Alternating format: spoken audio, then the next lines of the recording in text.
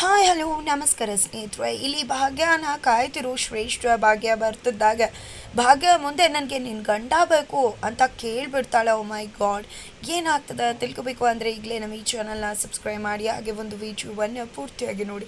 ಇಲ್ಲಿ ತಾಂಡು ಶ್ರೇಷ್ಠನ ಫಾಲೋ ಮಾಡ್ಕೊಂಡು ಬರ್ತಿದ್ದಾರೆ, ಕಾಲ್ ಮಾಡಿ ರಿಕ್ವೆಸ್ಟ್ ಮಾಡ್ಕೋತಾರೆ, ಬೇಡ ಏನು ಮಾಡಬೇಡ ಅಂತ.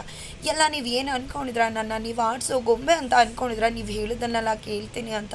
ಯಾವುದೇ ಕಾರಣಕ್ಕೂ ಕೂಡ ಇವತ್ತು ಆಗೋದನ್ನು ಯಾರೂ ಕೂಡ ತಡೆಯೋಕ್ಕಾಗೋದಿಲ್ಲ ಅಂತ ಹೇಳಿ ಫೈನಲಿ ಬಂದೇ ಬಿಡ್ತಾಳೆ ಈ ಕಡೆ ಶ್ರೇಷ್ಠ. ಅದಕ್ಕೂ ಮುನ್ನ ಈ ಕಡೆ ಕುಸುಮ ಅವರು ಯಶೋಧ ಅವರು ಅಂದರೆ ಶ್ರೇಷ್ಠ ಅಮ್ಮನ ಜೊತೆ ಮಾತಾಡ್ತಿದ್ದಾರೆ ಕಾಲಲ್ಲಿ. ಈ ಕಡೆ ಮಾತಾಡ್ತಿರ್ತಕ್ಕಂಥ ಅವರು ಈ ಕಡೆ ನನ್ನ ಮಗಳದಂತೂ ನೋಡೋಕ್ಕಾಗ್ತಿಲ್ಲ, ಕಾಟನ ಸಹಿಸ್ಕೊಳ್ಳೋಕ್ಕಾಗ್ತಿಲ್ಲ, ಅಂದರೆ ನಮ್ಮನೇಲೂ ಒಂದು ಅದೇ ರೀತಿ ಇದ್ದಾವೆ. ಏನು ಕಣ್ಣನ ರೆಪ್ಪೆ ಥರ ಸಾಕಿರ್ತೀವಿ, ಒಳ್ಳೆ ಕಣ್ಣಿಗೆ ಸೂಜಿ ತೊಗೊಂಡು ಚಿನ್ನ ಸೂಜಿಲಿ ಚುಚ್ಚು ಬಿಡ್ತಾವೆ. ಏನೋ ಕೆಟ್ಟ ಕಳಿಗೆ ರೀತಿ ಆಗುತ್ತೆ, ಆಮೇಲೆ ಎಲ್ಲ ಕೂಡ ಸರಿ ಹೋಗುತ್ತೆ, ನೀವು ಕೂಡ ಯೋಚನೆ ಮಾಡಬೇಡಿ, ಎಲ್ಲ ಕೂಡ ಸರಿ ಹೋಗುತ್ತೆ ಅಂತ ಅಂತಾರೆ. ಜೊತೆಗೆ ಅದರಲ್ಲೂ ಏನು ನೋಡಿ ಆ ತರುಣನ ಇಷ್ಟಪಟ್ಲು ಅಂತ ಗೊತ್ತಾಗ್ತಿಲ್ಲ, ಅವನು ನೋಡೋಕೆ ಇನ್ನೂ ಅದೃಷ್ಟ ಕೂಡಿ ಬಂದಿಲ್ಲ ಅಂತ ಕುಸುಮವ್ರು ಹೇಳ್ತಾರೆ. ನಿಮ್ಗೆ ಗೊತ್ತಿದೆಯಾ, ಮದುವೆ ಆಗೋಕ್ಕೂ ಮುನ್ನ ಯಾರಾದರೂ ಸೊಸೆ ಮನೇಲಿ ಬೀಗರು ಇರ್ತಾರ, ಅವ್ರು ಇದ್ರಲ್ವಾ ಅಂತ ಹೇಳಿದಾಗ ಅಯ್ಯೋ ಅವರ ಆ ಯಮ್ಮನ ನೋಡ್ತಾ ಇದ್ರೆ ಒಳ್ಳೆ ಆ ಕಡೆ ಈ ಕಡೆ ಓಡಾಡೋದು ನೋಡಿದ್ರೆ ಒಳ್ಳೆ ಜಾತ್ರೆ ಓಡಾಡ್ದಂಗೆ ಆಗುತ್ತೆ. ಗಟ್ವಾಣಿ ಹತ್ತದಿರು ಇರ್ತಾರಲ್ಲ ಆ ರೀತಿ ಅಂತ ಅನಿಸುತ್ತೆ. ಅಷ್ಟೇ ಅಲ್ಲ, ಜೊತೆಗೆ ಆ ಯಮ್ಮನ ನೋಡಿದ್ರೆ ಒಂದು ರೀತಿ ಆಗುತ್ತೆ. ಆ ಯಮ್ಮಂಗೆ ಹೇಗಿರಬೇಕು ಏನು ಅಂತ ಕಲ್ಚರ್ ಇಲ್ಲ. ಇನ್ನು ಮಗಂಗೆ ಹೇಳ್ಕೊಟ್ಟಿರತ್ತಾ, ಮಗಂಗಂತೂ ಏನೂ ಗೊತ್ತಿರಲ್ಲ ಅಂತ ಹೇಳ್ತಿದ್ರೆ ಅಯ್ಯೋ ಏನು ಮಾಡ್ದು, ನನ್ನ ಮಗಳು ಇಷ್ಟಪಟ್ಬಿಟ್ಟಿದ್ದಾಳೆ, ಬೇಡ ಅಂದರೂ ಕೇಳ್ತಿಲ್ಲ, ಅವನ್ನೇ ಮದುವೆ ಆಗ್ತೀನಿ ಅಂತ ಇಷ್ಟು ಹಠ ಮಾಡ್ತಿದ್ದಾಳೆ ಅಂದರೆ ಎಷ್ಟು ಪ್ರೀತಿ ಮಾಡಿರ್ಬೋದಲ್ವ, ಮದುವೆ ಮಾಡಿಬಿಡ್ತೀವಿ, ಇನ್ನೇನು ಮಾಡೋದು, ಅವಳು ಚೆನ್ನಾಗಿದ್ರೆ ಎಷ್ಟೇ ಸಾಕು ಅಂದಾಗ ಹೌದೌದು ಮೊದಲು ಮದುವೆ ಮಾಡಿಬಿಡಿ, ಆಮೇಲೆ ಏನೇ ಇದ್ರೂ ನೋಡ್ಕೊಳ್ಳೋಣ.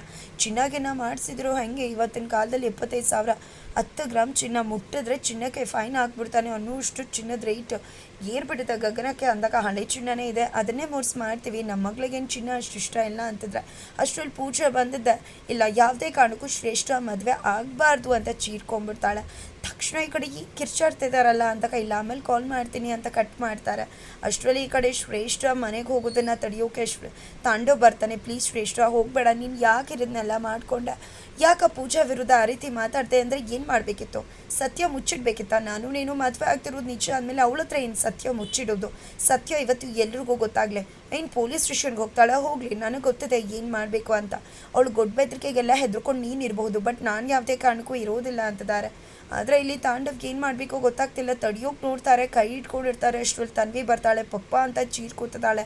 ಯಾಕೆ ಅವನ್ನ ಕೈ ಇಟ್ಕೊಂಡಿದ್ರ ಅಂತ ಕೇಳ್ತಿದ್ರೆ ಬಿದ್ದೋಗ್ತಿದ್ರು ಮಗಳೇ ಅಂದಾಗ ಹೌದೌದು ಬಿದ್ದೋಗ್ತಿರೋ ಥರ ಇದೆಯಾ ನೀವು ಇಟ್ಕೊಂಡಿರೋ ಕೈ ಅಂತ ಪ್ರಶ್ನೆ ಮಾಡ್ತಿದ್ದಾಳೆ. ಜೊತೆಗೆ ಏನು ಆಂಟಿ ನಿಮಗೆ ನಾಚಿಕೆ ಮಾನ ಮರ್ಯಾದೆ ಇಲ್ವಾ, ಯಾವಾಗಲೂ ಇವ್ರು ಹಿಂದೆ ಪಪ್ಪಿ ಥರ ನಿಂತ್ಕೊಂಡಿರ್ತೀರಲ್ಲ, ಏನು ಹೇಳಬೇಕು ನಿಮಗೆ ಅಂತ ಹೇಳ್ತಿದ್ರೆ ಈ ಕಡೆ ಏನು ಮಾತಾಡ್ತಿದ್ಯಾ ತನ್ವಿ ಅಂತ ರೇಗೋಕೆ ಹೋದಾಗ ನೀನು ಸುಮ್ಮನಿರೋ, ಯಾಕೆ ಅವಳ ಮೇಲೆ ರೇಗ್ತಿದ್ಯಾ, ನೋಡು ತನ್ವಿ ನೀನು ಮನೇಲಿ ಹೋಗು, ನಾನು ಯಾಕೆ ಇಲ್ಲಿಗೆ ಬಂದಿದ್ದೀನಿ ಅಂತ ನಾನೇ ಬಂದು ಮೇಲ್ಗಡೆ ಹೇಳ್ತೀನಿ ಅಂತ ಹೇಳ್ತಾರೆ. ತನ್ವಿ ಕೂಡ ಒಳಗಡೆ ಹೋಗ್ತಾಳೆ.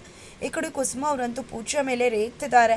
ಏನು ಮಾತಾಡ್ತಿದ್ಯಾ, ಅವಳು ಮದುವೆ ಅದಕ್ಕೂ ಇದಕ್ಕೂ ಏನೇ ಸಂಬಂಧ, ಏನು ಹುಚ್ಚಿ ಥರ ಮಾತಾಡ್ತಿದ್ಯಲ್ಲ, ಅವಳು ಮದುವೆ ಯಾಕೆ ನಿಲ್ಲಬೇಕು, ಅವಳ ಮದುವೆ ಯಾಕೆ ಆಗಬಾರ್ದು ಅಂತ. ಅಷ್ಟರಲ್ಲಿ ಸುನಂದವರು ಹಾಗೆ ಮಗ ಹಾಗೆ ಧರ್ಮ ಅಂಕಲ್ ತನ್ವಿ ಎಲ್ಲರೂ ಕೂಡ ಬರ್ತಾರೆ. ಏನಾಯಿತು ಅಂದಾಗ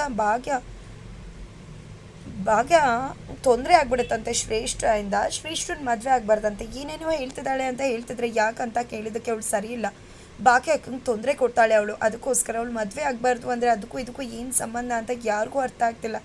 ಆ ಕಡೆ ಭಾಗ್ಯಗೆ ಕೆಲಸ ಸಿಕ್ಕಿದೆ, ಕಾಫಿ ಮಾಡೋ ಕೆಲಸ, ಬಟ್ ಬೆಳಗ್ಗೆನೇ ಬರಬೇಕು, ಬಟ್ 3 ದಿನದಲ್ಲಿ ಬರೋಕ್ಕಾಗಲ್ಲ, ಬಿಕಾಸ್ ಎಕ್ಸಾಮ್ ಇದೆ, ಅದಕ್ಕೋಸ್ಕರ ಅದನ್ನು ಮುಗಿಸ್ಕೊಂಡ್ಮೇಲೆ ಬೆಳಗ್ಗೆ ಬರ್ತೀನಿ ಅಂತಾರೆ. ಅವಳು ಎಕ್ಸಾಮ್ ಬರ್ತಿರೋದು ನೋಡಿ ಈ ಕಡೆ ಓನರ್ ಅಂಕಲ್ಗೆ ತುಂಬಾ ಖುಷಿ ಆಗುತ್ತೆ. ಇಂಥ ಒಂದು ಸಮಯದಲ್ಲಿ ಧೈರ್ಯವಾಗಿ ಎಕ್ಸಾಮ್ ಬರೀಬೇಕು ಅಂತ ಧೈರ್ಯ ನಿನ್ನಲ್ಲಿದೆ ಅನ್ನೋದು ನೋಡಿ ನಂಗೆ ತುಂಬಾ ಖುಷಿ ಆಯ್ತಮ್ಮ, ನಿನ್ನ ಧೈರ್ಯಕ್ಕೆ ನಾನು ಮೆಚ್ಕೋತೀನಿ ಅಂತ ಹೇಳಿ ಮೆಚ್ಕೋತಾರೆ. ಜೊತೆಗೆ ನಿನಗೆ ಎಕ್ಸಾಮ್ ಬರೆಯೋಕ್ಕಾದರೆ ಖಂಡಿತ ಬಾ ಅಮ್ಮ, ಅದನ್ನು ಮುಗಿಸ್ಕೊಂಡೆ ಬಾ, ಅಲ್ಲಿವರೆಗೂ ನಾನು ಏನಾದರೂ ಅಡ್ಜಸ್ಟ್ ಮಾಡ್ಕೋತೀನಿ, ಅದಾದ ನಂತರ ಬೆಳಗ್ಗೆನೇ ಬರಬೇಕು ಅಂತ ಹೇಳ್ತಾರೆ. ಸರಿ ಮುಗಿಸ್ಕೊಂಡ ತಕ್ಷಣ ಮಧ್ಯಾಹ್ನಷ್ಟರಲ್ಲಿ ಬಂದುಬಿಡ್ತೀನಿ, ಅದಾದ ನಂತರ ಬೆಳಗ್ಗೆನೇ ಬರ್ತೀನಿ, ನಂಗೆ ತುಂಬಾ ಕೆಲಸದ ಅವಶ್ಯಕತೆ ಇತ್ತು, ತುಂಬಾ ಥ್ಯಾಂಕ್ಸ್ ಅಂತ ಹೇಳ್ತಾರೆ. ಜೊತೆಗೆ ಈ ಕಡೆ ಯಾಕೇನು ಅಂತ ಪೂಜಾನ ಪ್ರಶ್ನೆ ಮಾಡ್ತಿದ್ರೆ ಅಲ್ಲಿ ತಾಂಡವ್ ಜೊತೆ ಶ್ರೇಷ್ಠ ಹಾಜರಾಗ್ತಾಳೆ. ಏನು ಎಂತು ಅಂತ ನಾನು ಹೇಳ್ತೀನಿ ಆಂಟಿ, ತುಂಬ ದಿನದಿಂದ ನಿಮ್ಮ ಹತ್ರ ಒಂದು ವಿಷಯ ಹೇಳಬೇಕಿತ್ತು, ಬಟ್ ಇವತ್ತು ಹೇಳೋ ಸಮಯ ಬಂದಿದೆ, ಅದಕ್ಕೋಸ್ಕರನೇ ಹೇಳೋಣ ಅಂತಲೇ ಬಂದಿದ್ದೀನಿ ಅಂತ ಹೇಳ್ತಿದ್ರೆ ಈ ಕಡೆ ತಾಂಡವ್ ನಮ್ಮಮ್ಮಂಗೆ ನಮ್ಮ ಸಂಬಂಧದ ವಿಷಯ ಗೊತ್ತಾಗಿದ್ರೆ ನನ್ನ ಮುಗಿಸಿ ತಿಥಿ ಮಾಡಿಬಿಡ್ತಾರೆ ಅಂತ ಅಂದ್ಕೊಂಡ್ರೆ ಪೂಜಾ ನಾನು ಏನು ಮಾಡಿಬಿಟ್ಟೆ ಎಡ್ವರ್ಟ್ ಮಾಡ್ಕೊಂಡ್ಬಿಟ್ಟೆ ಅಂತ ಅನ್ನಿಸ್ತದೆ.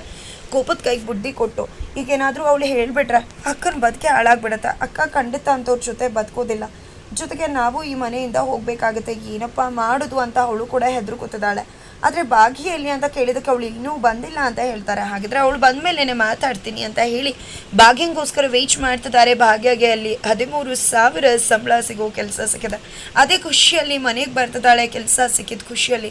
ಬಟ್ ಆಲ್ರೆಡಿ ಇಲ್ಲಿ ಶ್ರೇಷ್ಠ ಮತ್ತು ತಾಂಡವ್ ಬಂದಿರೋದು ನೋಡಿ ಅವಳಿಗೆ ಶಾಕ್ ಆಗುತ್ತೆ. ಶ್ರೇಷ್ಠ ಅವರೇ ನೀವಿಲ್ಲಿ ಅಂತ, ನಿನಗೋಸ್ಕರನೇ ಕಾಯ್ತಿದ್ದೆ ಭಾಗ್ಯ ಅಂತ ಶ್ರೇಷ್ಠ ಹೇಳ್ತಿದ್ರೆ, ನನಗೋಸ್ಕರನ ಅಂದಾಗ ಹೌದು, ನಿನ್ನ ಹತ್ರ ನಾನು ಏನೋ ಕೇಳಬೇಕಿತ್ತು, ಬಟ್ ಇವತ್ತು ಕೇಳಬೇಕು ಅಂತ ಬಂದಿದ್ದೀನಿ. ನೀನು ನಾನು ಕೇಳಿದ್ರೆ ಇಲ್ಲ ಅಂತ ಹೇಳೋದಿಲ್ಲ, ಕೊಡ್ತೀಯ ಅಂತ ಹೇಳ್ತಾರೆ. ಎಲ್ಲರೂ ಕೂಡ ಶಾಕ್ ಆಗ್ತಿದ್ದಾರೆ ಏನಿರ್ಬೋದು ಅಂತ. ಹಾಗಿದ್ರೆ ಏನಪ್ಪ ಭಾಗ್ಯ ಡೈರೆಕ್ಟ್ ಆಗಿ ಬಂದ್ಬಿಟ್ಲ? ಇಲ್ಲ, ಈ ಒಂದು ಸಿಚುವೇಶನ್ ಆಗೋಕ್ಕೂ ಮುನ್ನ ಯಾವಾಗ ಶ್ರೇಷ್ಠ ಭಾಗ್ಯ ಜೊತೆನೆ ಮಾತಾಡಬೇಕು ಅಂತಾರೋ ಕುಸುಮ ಅವರು ಎಲ್ಲಿದೆಯಾ ಭಾಗ್ಯ, ಆದಷ್ಟು ಬೇಗ ಬಾ ಅಂತ ಫೋನ್ ಮಾಡಿ ಕರೀತಾರೆ. ಅದರ ನಡುವೆ ಈ ಕಡೆ ಎಲ್ಲರೂ ಕೂಡ ಕಾಫಿ ಕುಡಿತಾ ಕೂತಿದ್ರೆ, ಈ ಕಡೆ ತಾಂಡವ್ ಮನೆ ಭಾಗದಲ್ಲಿ ಇಲ್ಲಿ ಶ್ರೇಷ್ಠ ಕೂತಿದ್ದಾಳೆ. ಕನ್ವಿನ್ಸ್ ಮಾಡಿದ್ರು, ತಾಂಡವ್ ಕನ್ವಿನ್ಸ್ ಆಗ್ತಿಲ್ಲ. ಹೇಳಿ ತೀರ್ತೀನಿ ಅಂತ ಕೂತಿದ್ರೆ ಈ ಕಡೆ ಪೂಜಾ ಬಾವನ ಹತ್ರ ಬಂದಿದ್ರೆ, ಏನು ಬಾಬಾ ಅವಳು ಯಾಕೆ ಬಂದಿದ್ದಾಳೆ ಅಂದಾಗ, ಎಲ್ಲ ನಿನ್ನಿಂದಾನೇ ಆಗಿದ್ದು ಅಂತಾಗ ನಾನೇನು ಮಾಡ್ತೆ ಬಾಬಾ, ಎಲ್ಲ ನಿಮ್ಮಿಂದಾನೇ ಆಗಿದ್ದು ಅಂತಾರೆ. ನೀವು ಏನಾದರೂ ಮಾಡಿ ಅವಳು ಏನಾದರೂ ಸತ್ಯ ಹೇಳಿ ಅಕ್ಕನ ಜೀವನ ಹಾಳಾದರೆ ನಿಮ್ಮನ್ನಂತೂ ಪೊಲೀಸ್ ಸ್ಟೇಷನ್ಗೆ ಕರ್ಕೊಂಡು ಹೋಗೋದಂತೂ ಸುಮ್ಮನೆ ಬಿಡುವುದಿಲ್ಲ, ಪೊಲೀಸ್ ಅವರಿಗೆ ಕಂಪ್ಲೇಂಟ್ ಕೊಡ್ತೀನಿ ಅಂತ ಹೇಳ್ತಾರೆ. ಅಷ್ಟರಲ್ಲಿ ಈ ಕಡೆ ಕುಸುಮ ಅವ್ರು ಬಂದಿದ್ದೆ ಎಳ್ಕೊಂಡು ಕರ್ಕೊಂಡು ಬರ್ತಿದ್ದಾರೆ. ಏನು ಅವನ ಭಾಗಕ್ಕೆ ಹೋಗಿ ಏನು ಮಾತಾಡೋದಿದೆ ಅಂತ ಹೋಗಿದೆ, ಬರ್ತಾ ಇರು ಇಲ್ಲಿಗೆ ಅಂತ. ಇದನ್ನೆಲ್ಲ ನೋಡಿದೆ ಶ್ರೇಷ್ಠ, ಓ ಮೈ ಗಾಡ್ ಅಂತ ಅನ್ಕೋತಿದ್ದಾಳೆ. ನಂತರ ಫೈನಲಿ ಈ ಕಡೆ ಬಂದರೆ ಆಲ್ರೆಡಿ ಭಾಗ್ಯ ಬಂದಿದ್ದಾಗಿದೆ. ಶ್ರೇಷ್ಠ ಪ್ರಶ್ನೆ ಕೇಳ್ತಿದ್ದಾಳೆ. ಹಾಗಿದ್ರೆ ಫೈನಲಿ ಶ್ರೇಷ್ಠ ಭಾಗ್ಯ ಬಳಿ ನನಗೇನು ಬೇಕು ಅದನ್ನು ನೀನು ಕೊಡ್ತೀಯ ಅನ್ನೋದ್ರ ಮುಖಾಂತರ ನಿನ್ನ ಗಂಡ ಬೇಕು, ನಿನ್ನ ಗಂಡನ ಜೊತೆ ನನ್ನ ಎಂಗೇಜ್ಮೆಂಟ್ ಆಗಿದೆ, ಮದುವೆ ಮಾಡ್ಕೋಬೇಕು ಅಂದ್ಕೊಂಡಿದ್ವಿ, ನಿನ್ನ ಗಂಡ ನನ್ನ ಪ್ರೀತಿ ಮಾಡಿದ್ದಾನೆ, ಅವನು ನೀನು ಡಿವೋರ್ಸ್ ಕೊಡ್ತಿರೋದೆ ನನ್ನ ಜೊತೆ ಮದುವೆ ಆಗೋದಕ್ಕೆ ಅನ್ನೋ ಸತ್ಯ ಹೇಳ್ಬಿಡ್ತಾಳೆ. ಹೇಳಿದರೆ ಆಲ್ರೆಡಿ ಇಲ್ಲಿ ಪೂಜಾ ಬಳಿ ತನ್ನ ಗಂಡ ಇಂಥ ಕೆಲಸ ಮಾಡಿದ್ರೆ ಅದನ್ನು ಸಹಿಸ್ಕೊಳ್ಳೋಕ್ಕಾಗಲ್ಲ ಅಂತ ಹೇಳಿರೋ ಭಾಗ್ಯ ಗಂಡನಿಂದ ದೂರವಾಗೇ ಬಿಡ್ತಾರೆ. ಏನಾಗುತ್ತೆ ಮುಂದಿನ ವಿಡಿಯೋದಲ್ಲಿ